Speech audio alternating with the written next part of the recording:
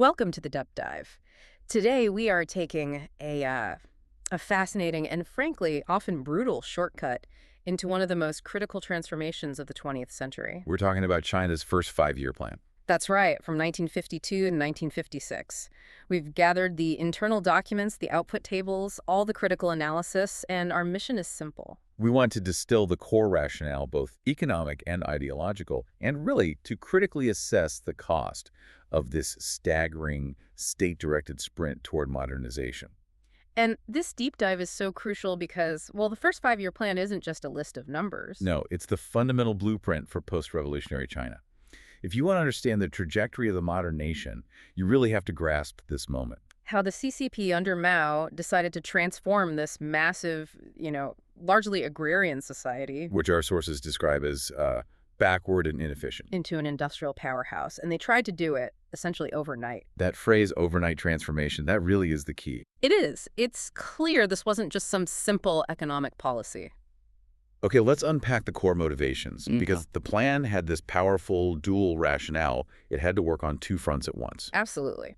Mao's vision was always split. You had the economic goal, which was pretty straightforward: rapid development, Make China strong. make China strong, self-reliant, and shift the national dependence away from agriculture and toward heavy industry. Steel, coal, machinery. They saw the Soviet model as the way to do it. They saw it could deliver massive results, and quickly. Right. But the deeper driver, and this is where it gets so messy and revolutionary, was ideological. 100%. To Mao, a strong China had to be a socialist China. Exactly. So the industrial expansion needed a workforce, right? Which meant rapidly growing cities that needed food. But it was more than that. Oh, much more profound. The transformation of agriculture itself, through collectivization, was designed to root out what the party called bourgeois tendencies. So the idea was that the very act of living and working together collectively would indoctrinate the peasantry. Yes. Force them to shed their attachment to private property and see the supposed benefits of communism. So the peasantry was both the engine to feed the new industrial class and the biggest test subject for the ideology. Let's trace how that happened, because he faced a lot of resistance on this. He did. It began gently enough. After the 1950 land reform, you had the voluntary mutual aid teams, or MATs. And these are popular at first. Very much so. It basically just formalized what villages were already doing, pooling tools, sharing labor for the harvest. It just made sense to them. So if it worked, why wasn't it socialist enough for the party? Because it didn't solve the fundamental problem for them. Capitalism was still alive. Ah, Individual peasants still owned their land. They could buy it, they could sell it. And the sources show this allowed some wealthier peasants to become, new rich, which threatened the whole socialist ideal. so the mats were just a temporary step. Just a transition, not the final destination. So the screws tightened. What came next? The second stage was the introduction of Agricultural Producers Cooperatives, the APCs. And this was designed to push the ideal further. Right, by pooling land as well as labor. The peasants got shares based on what they put in, but all the decision-making was centralized. This was met with a lot more friction. And despite that friction and even arguments within the party, Mao just pushed ahead. He did.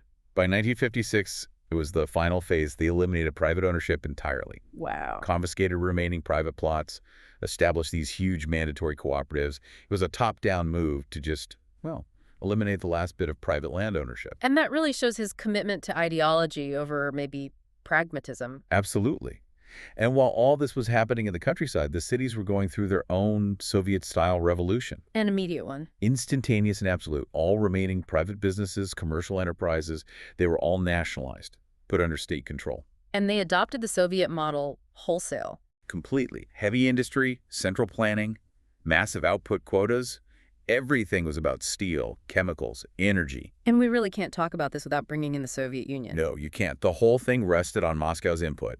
China just lacked the expertise, the capital, the technology to do this on its own. So the aid was critical. It was the backbone. Thousands of Soviet engineers, blueprints, machinery, and crucial financial loans. Mhm. Without that, Mao's dream of instant industrialization would have just been impossible. Which brings us to this paradox that, anyone studying this has to wrestle with. The output figures are genuinely astonishing. The overall view is that, at least industrially, the plan was a massive success. Massive almost doesn't do it justice. The numbers are staggering, and they explain why the CCP saw it as a triumph. What are we talking about growth-wise? The average annual economic growth rate was an incredible 16%. 16%, that's explosive. But was it balanced or just focused on a few areas? Heavily concentrated. Industrial output surged by 15.5% annually. Hmm. And heavy industry. Its output nearly tripled. So they didn't just meet their goals. They blew past them, especially where Soviet investment was the heaviest. Let's try to put some scale to that. We can skip the millions of yuan, but what does that overperformance look like? Okay, take gross industrial output value. The planners had a huge goal for 1957.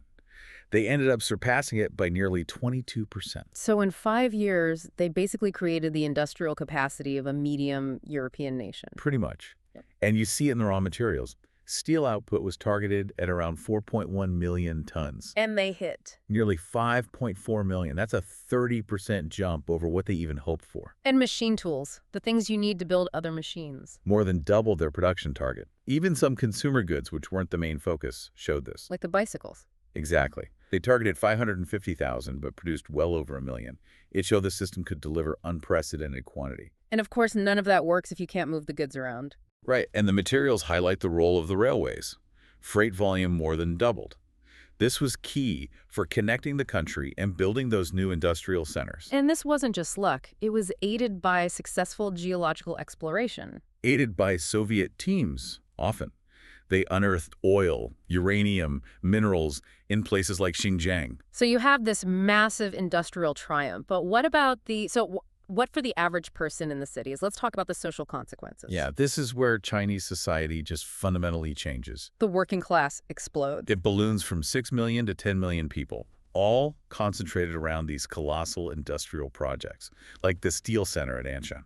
And for this new prioritized industrial class, life did get better. It did. Noticeably, they got subsidized housing, better wages, access to some of those consumer goods. It was a conscious trade-off by the party to ensure their loyalty. At the same time, the state was just absorbing everything else. By 1956, the whole private sector was gone.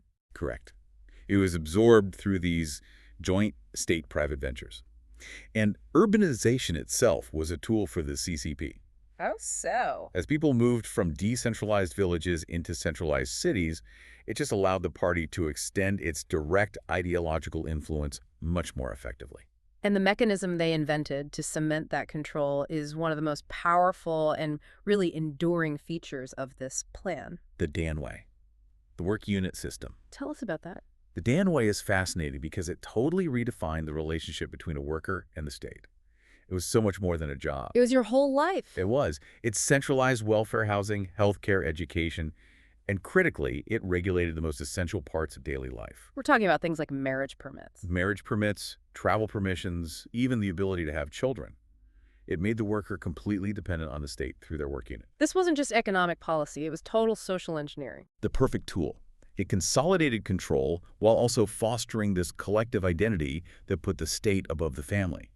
If your entire life depends on the Danwei, your loyalty is guaranteed. So we have these staggering successes and consolidated political power.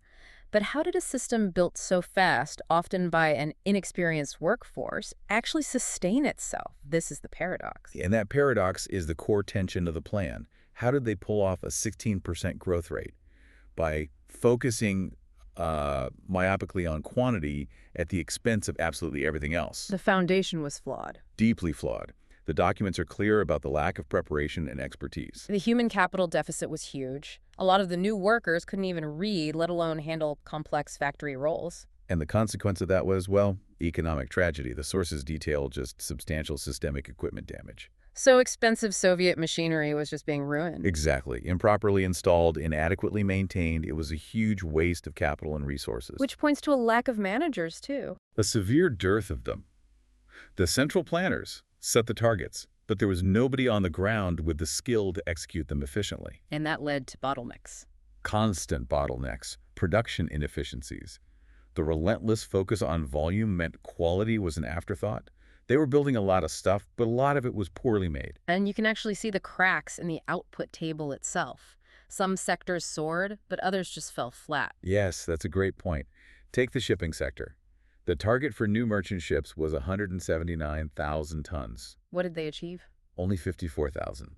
It's a massive failure rate, and it tells you the whole supply chain for complex manufacturing was broken. What else fell short? Oil production missed its target by over 25%. That meant China was far more reliant on imports than it ever planned to be. Even transportation had issues. Locomotives and freight cars both missed their targets. Which is so crucial. If your freight volume doubles, but you don't have enough trains to move it, you just create choke points that cripple the whole system. So this is the moment we have to talk about the peasantry again. The whole industrial sprint. It was basically paid for by the rural population. From day one, the economic arrangement disproportionately affected them. Because the plan was launched on borrowed money, and those Soviet loans were not cheap. Not at all. Exorbitant interest rates. It became an immediate and severe burden on the national economy. And how did they pay that debt back? To service this massive debt, China had to export valuable commodities, primarily food, back to the USSR. So let me get this straight. China was exporting food to Moscow to pay off loans while trying to feed a rapidly expanding urban class at home. The agricultural communities were the shock absorbers for the entire project. Yeah. And the results in the countryside were immediate and devastating. Agricultural productivity just collapsed. It plummeted to a miserable annual growth rate of just 2.1%, nowhere near enough to feed the growing population. So the food shortages the plan was supposed to solve were actually made worse. Exactly. It created this dangerous, self-defeating cycle. The very industrial workers the plan was meant to elevate were now jeopardized by the collapse of the rural sector they depended on. And finally, what about the social inequality this created? Well, despite all the growth, the availability of consumer goods for the general population was still woefully inadequate. So for most people, life was still desperately hard. Incredibly hard. And the lack of investment in social services like rural health care and education was damning. All the resources were going into steel centers, like Enshin. While essential services in rural areas lagged far behind, this just perpetuated deep entrenched poverty and widened the gap between the privileged cities and the marginalized countryside. So if we pull this all together, the first five-year plan achieved this rapid, headline-grabbing industrial modernization. It cemented socialist political control. Through nationalization and that totalizing Danwei system, yes. But what was the true cost? The systemic cost was prioritizing speed and quantity over sustainability, quality, and frankly, human welfare. They crippled agricultural growth, saddled the nation with Soviet debt, and institutionalized poor planning. So it was an initial brilliant sprint. That created a dangerous foundation of hidden weaknesses. The plan showed that massive state-directed economic transformation was possible in a stunningly short time. But what stands out to you is that cold calculation.